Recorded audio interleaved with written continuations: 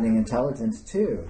So the words aren't completely devoid of content, because they are, holographically an aspect of this functioning intelligence. I mean, when I use the word intelligence, I mean that this here obviously includes very sophisticated and astounding degrees of structure and interconnectedness and sort of meaningfulness, right?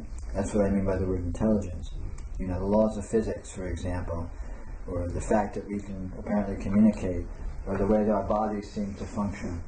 All of this is evidence of astounding structural functionality. So, and I use the word intelligence to refer to that. So, some aspect of what this is has this astounding structural functionality. And that same aspect enables us to think, enables us to form concepts and imagine, enables us to use words, and all of our human function that we take for granted. So all of this functioning is directly related to that intelligence and is a byproduct of that intelligence. And so by looking at all this, even our words, that's another avenue to explore reality. But it's a nice shock to say words are meaningless, because it kind of pulls the rug out from under you, doesn't it? It's like, oh, interesting. So what do we do? So what's this gibberish? Yeah, what's left? So, yeah, exactly. I mean, all of this. I mean, I said all of this stuff is lies, and in a profound sense, it is.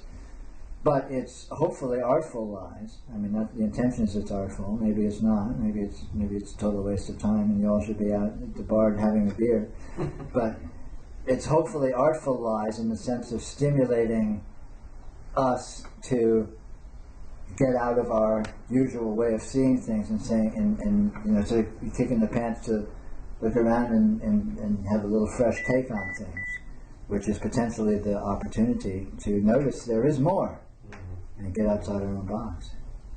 Could it be said that the words are used as a pointers to reality? They're not substitute for reality, but they can point to, and then of course you supply the meaning and using that pointer. Yeah, the words always point to reality, but frequently they muddy the issue more than not. I mean, look at the human situation. I mean, we usually use words to lie to each other more than anything else. I mean, look at the news headlines or anything. Your words are used to confuse reality, to lie, to tell lies, to manipulate. Words are used as tools of manipulation. They're magical weapons that we use against each other to try and get each other to do what we want. Which usually involves giving me all your money or something. Right? I mean, we all see that. Look at any news website, and there's all these headlines, and they're all basically that. But it's all about reality, because what else are they actually trying? What else is there to talk about?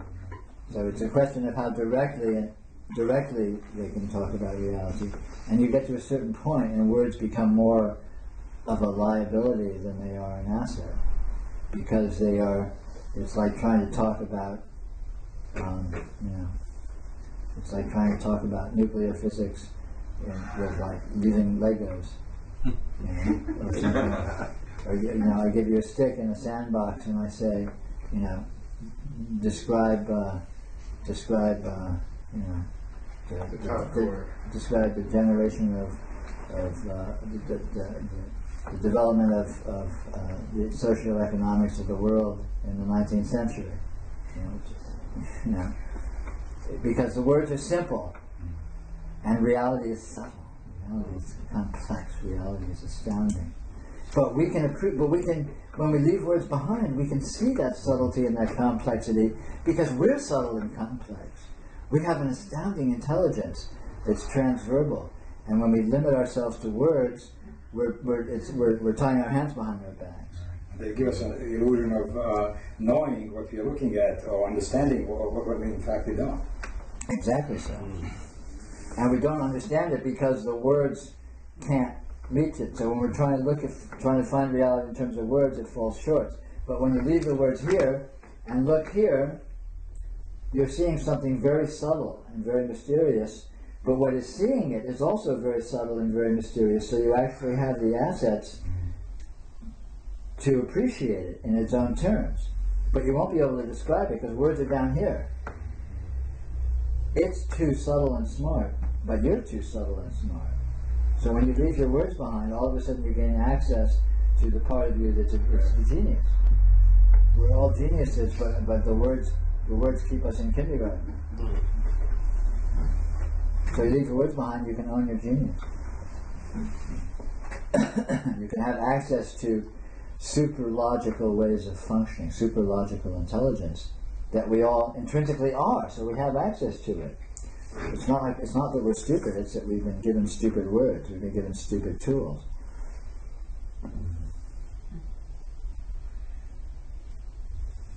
Yeah, words can be like music too.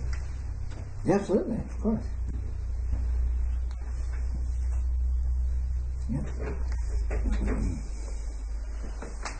There's a nice pun. Words is liability. Liability. Let me just spell it out.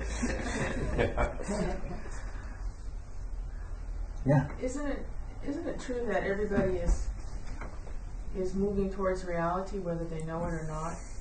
Certainly. It's the very nature of reality to move towards itself. And that we really don't have to do anything to get there. We're already there. Of course, because reality is doing all the doing anyway. Everything you could call your doing is reality's doing, and everything you would call not your doing is reality's doing. So reality's doing it all. Reality's doing the world, and reality's doing you, and it's all on a convergence course for self-discovery. But that convergence course can look like moving away from itself too. Because to move towards itself, reality has to move away from itself first. Reality has to forget itself in order to find itself. So forgetting itself is a big part of the journey to finding itself. So the spiritual search, the spiritual journey, we may as well talk about getting more stupid and getting more ignorant, because that's part of the spiritual journey too. We're biased towards the second half of the equation because we want to get close, get hot and heavy on the finding part, but the losing part is equally part of the same pattern, and it's doing it all. It's doing it all. God does everything. God's the doer. Ramana Maharshi said that bondage consists of only one thing, and that's the idea that you are the doer. And when you realize that you're not the doer, that's what liberation consists of. That's a very strong statement. And if true, then just realizing that, just seeing what's doing everything, seeing the energy that puts the thoughts in your mind, the energy that makes your heart beat, is the same energy that makes the sun shine and makes the planets hold each other together by gravity. There's one force that's doing it all. And when you see that, what problems can you have? You're off the hook all of a sudden. But if you're not identifying as a doer, but you live in the world amongst people who are identifying themselves as the doer, it seems like, I guess metaphorically, being a free man in prison. It's, I guess it seems kind of difficult. It's a strange state of affairs for sure. Yeah. And yet those people are equally being done whether they know it or not. And their not knowing they're being done is also being done. So even that ignorance is itself a direct product of the divine will, so to speak, of the one force that's doing everything.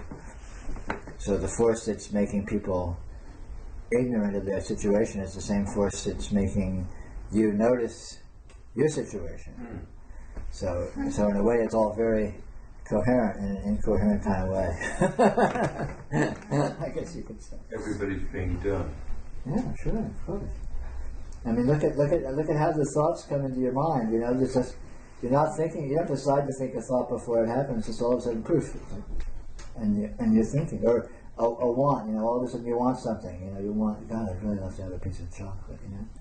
You didn't decide to have that want before it showed up. It's just this mysterious energy, just sort of grows like a flower growing in a crack in the sidewalk or something. It's just like, how did that happen? It's a mystery. It's just everything just appears if we notice it. And if you look closely, everything just appears like that. You know, the sun, you look out the sky and there's the sun shining, it just appears that. There it is.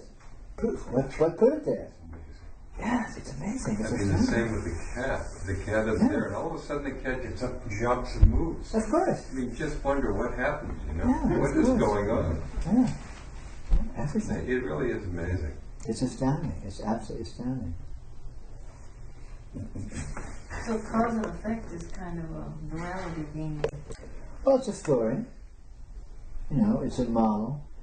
But the cause and effect, again, is very simplistic because I say, you know, such and such caused something or other, you know. But that supposes that it stops there. You know, I'm trying to think of a simple example. You know, what caused the cause? And what caused the cause of the cause? And it goes out like ripples spreading in the pond until, well, okay, yeah, this caused that, but the whole universe caused this, and this caused that, so therefore the whole universe caused that. Big Bang. Yeah, so the Big Bang caused it. I mean, you're here tonight because it's directly a result of the Big Bang, according to causality. Because if you look why you're here tonight because of something, and then you look at why that's something because of something else, and you go back and you go back and you go back and you go back and you end up at the Big Bang. So you're here tonight because of the Big Bang. Well, maybe. So then maybe it goes to nothing, and it's just a snake eating its tail. But again, all that is just ideas, right? How can we know? One teacher said that we get into the cause and effect game because if we forget the truth, then it's a more intense game, and we like the intense experiences. So if we forget just to have more intense experiences. Of course. Well, yeah, that's exactly why. That's what feeds ignorance, is the juiciness of it. You know, when we're living life in ignorance, it's very juicy, it's very meaty, it's beefy, it's in your face. You know, the consequences have a lot of impact. You know, you screw up and things fall on you, and a lot of suffering, and that's very juicy. But as we mature, maybe we develop more sophisticated taste, and we develop an appetite for more subtlety, for more delicacy, for more, you know, more complex. It's like a child. You give them curry and they'll, you know, they want some simple flavors. But you know, when you mature, you develop a taste and appreciation for complexity, for subtlety, for juxtaposition, for things that are very complex and harmonies, and not simple things. And it's like that in life too. After a while, we get bored with the sort of, you know, punch in the face style of living our life, and we develop a taste for more subtlety. You know, we start appreciating poetry. We start appreciating higher thought. We start appreciating the nuance of you know, more subtle appreciation. Because if we remember that we caused it, it's easier. You don't get as upset, get as involved, or it's not as much of an experience of the ups and downs of life. Yeah, it can be. You know, when you get to a more subtle level of appreciation, you also have a more subtle level of action that can act with a little more skill, and you don't get your downs aren't so down because you don't screw up so badly. You have a little more artfulness, and you can get better walking the tightrope. You know, you don't plummet to the depths every 3 seconds. You know, you can kind of, I'm happening here. I can make it across. You know, you develop some skill, function. I like Groundhog Day. The guy keeps falling into the hole, and then each time he does, And that's what stops going down that street where the hole is. Yeah, and that's what life is, isn't it? Look at our lives. I mean, look at your life. You know, we have this simple approaches, and we develop more subtlety, more taste, more discrimination, and eventually that brings us to a whole other level of functioning, a whole other level of appreciation. Anyway, it's about quitting time. Oh, I'm sorry. One more question from online? No. Okay. I asked a few minutes ago. There was 5 minutes left. Is anybody have questions out there? Okay. Well, anyway, good night, everyone. Good night out there in Webland. And thanks for coming.